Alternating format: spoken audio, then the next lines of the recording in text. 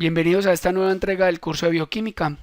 En esta oportunidad vamos a ver la segunda parte de la glucólisis, proceso conocido como fase de rendimiento energético. En los videos anteriores de metabolismo de carbohidratos habíamos abordado la fase preparatoria y cómo los diferentes carbohidratos tipo hexosa entraban a la fase preparatoria. Vemos cómo el final de la fase preparatoria era producir dos moléculas de gliceraldehído y en este punto vamos a comenzar la siguiente fase, que es la fase de rendimiento energético. Esta fase se caracteriza ¿por qué? Porque le vamos a extraer la energía que contienen las moléculas de gliceraldehído 3-fosfato de dos formas. Una forma es produciendo moléculas de NAD reducido, que es una energía proveniente de los electrones por proceso conocido como oxidorreducción, y la otra es producir ATP en las reacciones o proceso conocido como fosforilación a nivel del sustrato. Pasemos ahora a analizar cada una de las 5 etapas de la fase del rendimiento energético. La primera reacción y más crucial para la glucólisis es la fosforilación y la oxidación del gliceraldehído 3-fosfato para producir la molécula de 1,3-bifosfoglicerato. Esta reacción es fundamental para la glucólisis porque si ella no se da la glucólisis, ni continúa y se estancaría la fase preparatoria. El mecanismo, como vamos a ver a continuación, es un mecanismo combinado en el cual la cisteína de la enzima hace un enlace covalente con el gliceraldehído y luego el NAD aprovecha esa interacción para poder hacer la oxidorreducción, pasando a convertirse en NAD reducido y generando un carbonilo en esa región. Luego el fosfato viene y hace una interacción ácido-base, devolviéndole el protón a la cisteína y fosforilando el carbono 1. Es así como obtenemos la molécula de 1,3-bifosfoglicerato y también NAD en estado reducido. Aquí vemos el mecanismo de la enzima. La enzima se llama gliceraldehído 3-fosfato deshidrogenasa y es un mecanismo combinado. Enlace covalente ácido-base. Una interacción covalente ácido-base. Estequiométricamente esta reacción va por 2. ¿Por qué? Porque recuerden que la fase preparatoria nos produjo dos moléculas de gliceraldehído. Entonces, de aquí en adelante todo va a ser por duplicado. Hay algo muy interesante que vamos a revisar a continuación y es que el NAD es el reactivo limitante de esta reacción. ¿Por qué? Porque si NAD no llega de manera constante a esta reacción en su forma oxidada, esta reacción no se da y por ende la glucólisis tampoco se va a dar. Entonces consideramos a NAD oxidado como un reactivo limitante. Aquí ya llevamos la secuencia de las reacciones, vamos en la etapa número 6 y allí vamos a ver todos los procesos que continuarán de ahí en adelante. Entonces, volviendo a este punto, el suministro constante de NAD oxidado es fundamental para esta reacción. Si este reactivo no está, automáticamente la glucólisis no se da y la fase preparatoria queda estancada y se frena todo el proceso catabólico de los carbohidratos. ¿Qué reacciones nos dan un suministro constante de NAD en estado oxidado? Ese es el punto fundamental de esta reacción. Entonces vamos a encontrar que existe una reacción que se llama la fosforilación oxidativa y esta reacción la realiza una serie de proteínas que se denomina la cadena transportadora de electrones. Como observamos en esta imagen, vemos cómo el NAD en estado reducido llega a esta cadena transportadora de electrones y se convierte en NAD oxidado.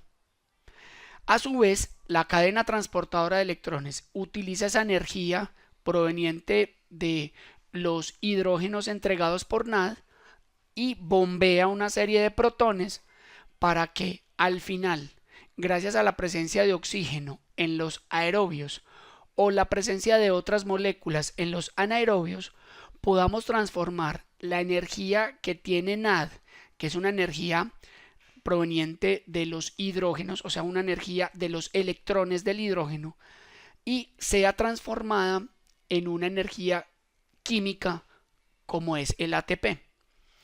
Energéticamente hablando, una molécula de NAD reducido va a producir 2.5 moléculas de ATP por medio de la fosforilación oxidativa.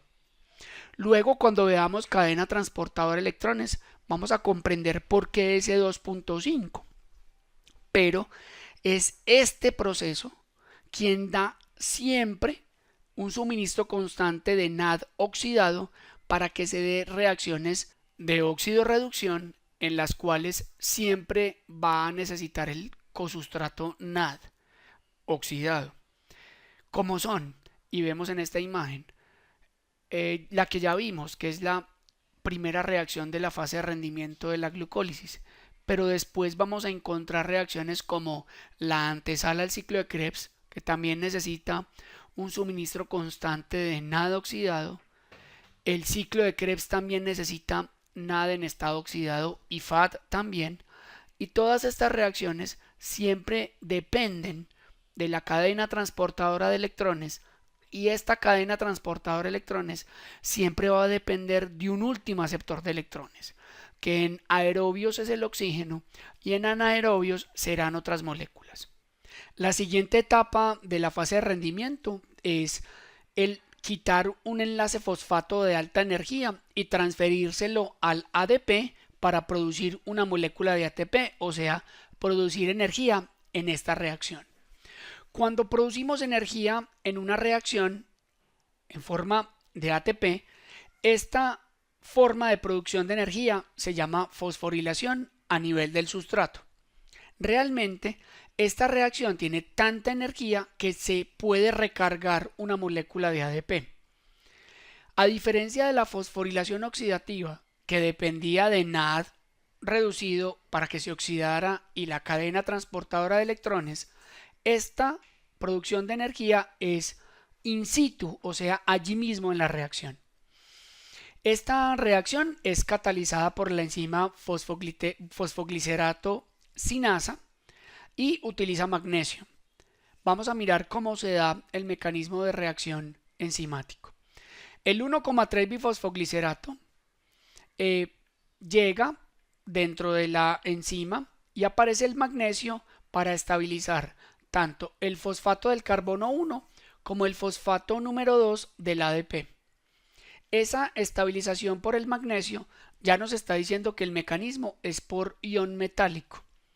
Luego se da la transferencia del fosfato al ADP y la ruptura también en el enlace en el carbono carbonilo, produciéndose la molécula de ATP y a su vez dando el producto 3-fosfoglicerato.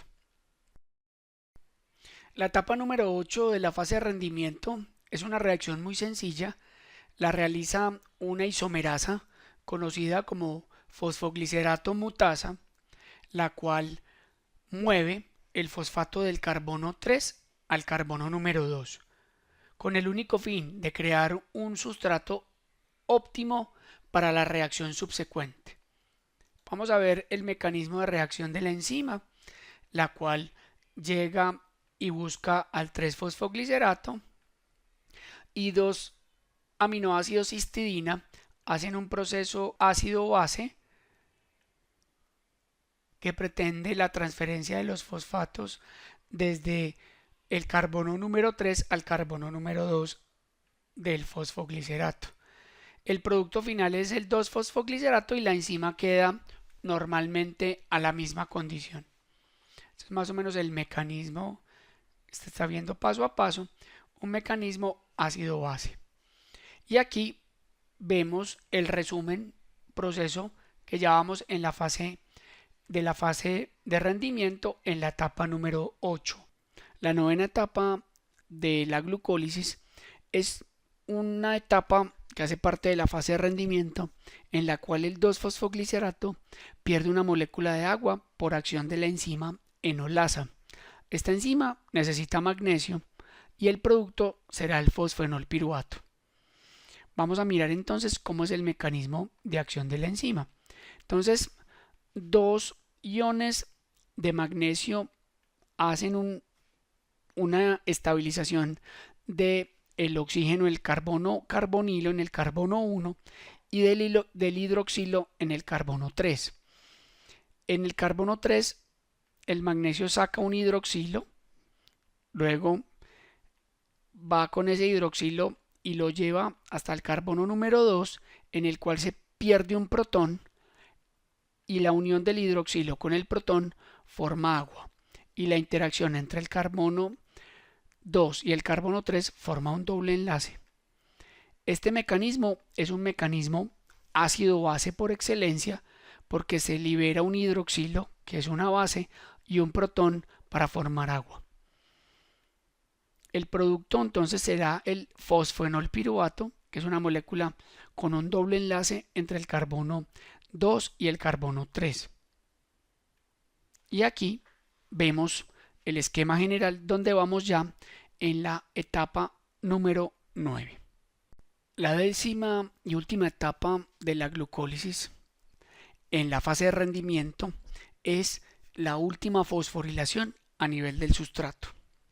Allí, la enzima piruvato quinasa, utilizando magnesio ADP en un medio ácido, nos va a transformar el fosfenolpiruvato en piruvato y se va a obtener una molécula de ATP por un proceso que ya hemos hablado que se llama fosforilación a nivel del sustrato, pues esta reacción se está dando por fuera de la cadena respiratoria.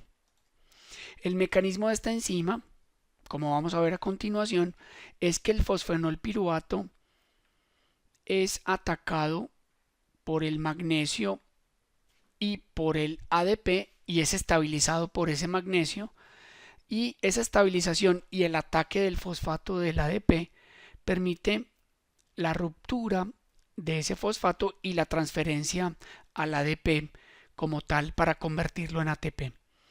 Luego el protón del medio va a entregarse o se va a cargar en el lugar del carbono número 2 para dar origen a un alcohol que se llama enolpiruvato.